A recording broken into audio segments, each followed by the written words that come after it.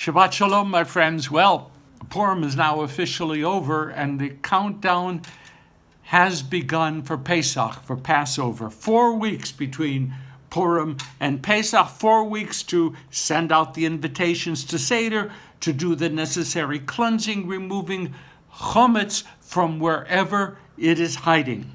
In Israel, my favorite pre-Passover ads were those at gas stations offering special car washes and interior scrubbing that will remove all chametz from your vehicle, so your car can be a Pesach automobile. It's great.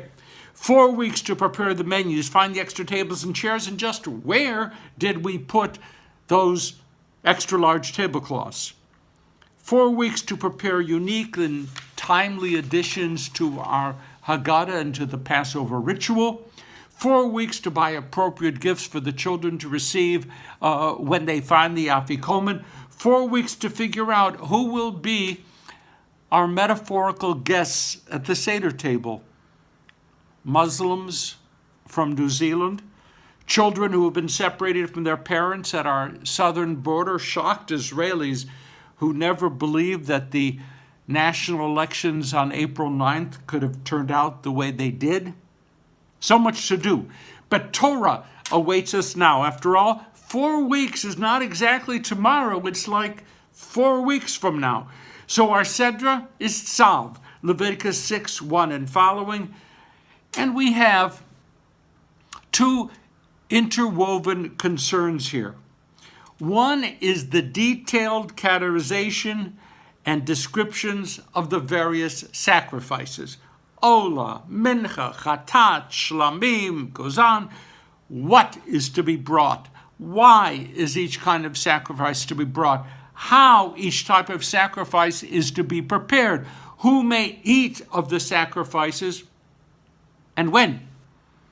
The other concern in our Sedra is the formal installation of the priest. Moses is serving as interim Kohen Gadol. Interesting title. Acting high priest. He sets in motion the ritual by which Aaron and his sons will be properly clothed, anointed, and dedicated to the service of God.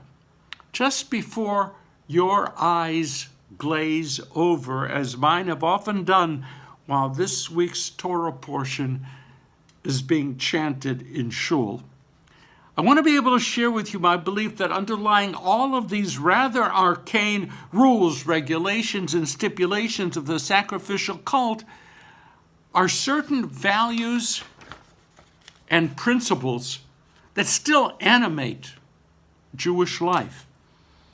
While the sacrifices no longer are offered and priests no longer function in the Jerusalem sanctuaries, and for that I personally am very grateful, those values and those principles undergirding everything are very much with us. Here's an example. Take one. The Shlamim offering. Shlamim from the word shalem, whole, shalom, peaceful. And this particular sacrifice was offered primarily as a way of saying thank you. One who brings a Shlamim offering isn't asking anything from God. And this person has no complaints, no concerns, just gratitude. It is a gift freely brought, not because of a festival, not because of a loss, not because we have offended someone else, or not because we have suffered offense from somebody else, or because we unwittingly ate forbidden food, or because we had forgotten to fulfill a promise. None of that. Interestingly, these shlamim, basically gratitude offerings, were presumed to have been brought both by men and by women, because after all, everyone can have occasions to want to say before God, thank you for the good things in my life. My friends, gratitude isn't as easy as it sounds, and the Torah seems to know this. Over the years, I've encountered many individuals and many families who've had ample reason to be grateful for something wonderful, something positive, a positive event, an encounter that they unexpectedly experience. And in response, immediately, they very often committed to do something ongoing, to make a change in their lives that would express their joyous gratitude. I will never, ever take this for granted. And at the time, I presume these people really mean what they said. But gratitude seems to get old very quickly for us.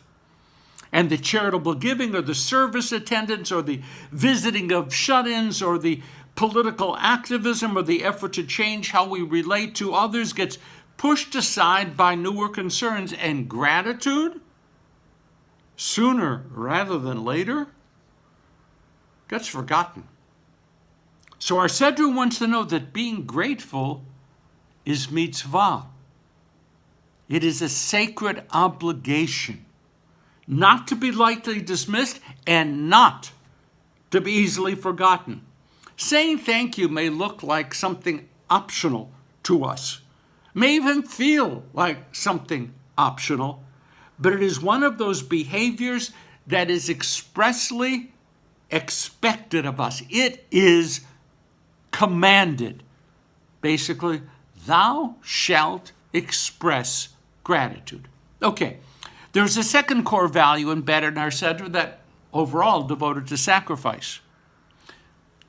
There is real power in ritual. In preparation for today, I read some selections from the Women's Torah Commentary, a product of the Women of Reformed Judaism, published then by the URJ Press.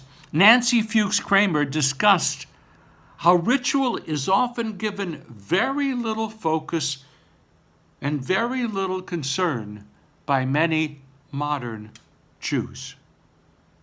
And she indicates that just might not be a really good thing. We're reading this week about a ritual to anoint the priests, a ritual for the bringing of various kinds of sacrifices, a ritual for approaching God, a ritual for passing through major life cycle events. And we ask ourselves, why bother? Why do we bother? Is God really going to love us better or remember us better because we brought a wave offering of grain or sprinkled some blood upon an altar or dabbed the right big toe of the high priest? Surely we have long ago outgrown or set aside such efforts to manipulate and control an often frightening and unknowable world. But well-conceived and well-executed rituals can serve to enhance the quotidian, the ordinary, and the mundane, and to endow them with a sense of priority and even of spiritual significance. Excuse me. When we choose not to experience the best of our rituals, we could lose the opportunity to see our lives in a way that Baruch Benedict Spinoza called under the aspect of eternity. Last cough. Sorry. The best of our rituals can help us step back from the moment and see our lives on a much grander scale. Yes, we are small and weak, and cosmically we are of very little significance. We don't matter much in our infinitely vast universe. But that newborn who is about to be brought into a 4,000-year-old family through an ancient ritual is being swaddled in a declaration of the significance of life. That's what's going on. The practice of Shiva, which places our pain, our loss, our tears into a setting that acknowledges the fragility of all life and the temporary nature of all relationships also allows us to feel the healing presence of community, of those who will be with us through the months and the years of our healing. And that wedding ceremony which consciously declares that there is an element of the sacred in a love that binds two people together, and a ritual in that wedding ceremony that graces that moment by making God a third partner in that love. God is a partner in the love between two people. And finally, when someone has come to the conclusion that they are ready to join the past, the present, the future, the fate of the Jewish people, and that person willingly stands before the Aron HaKadosh, the open ark, and agrees to hold fast to the Torah which had been extended to them by a rabbi, my friends, this is far different than filling out a membership form online.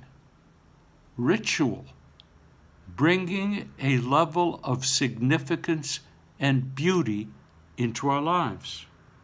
Viktor Frankl, one of the great teachers of post-Holocaust existentialist thought, found reason to believe that certain rituals, certain acts of affirmation of life can lift us beyond our transitoriness and give both a meaning and a future to our lives. Ancient sacrificial laws can really be boring. They often are just that. But those laws emerged out of a set of values that can still bring beauty to our lives. So rituals can be empty and appear to be quite old-fashioned. But they can also serve to lift our lives to the stars if we but give them a chance. Okay, that's it for today. Have a great Shabbat. And a special thank you, a really special thank you to everyone who takes the extra couple of seconds to hit share. Shabbat Shalom, my friends.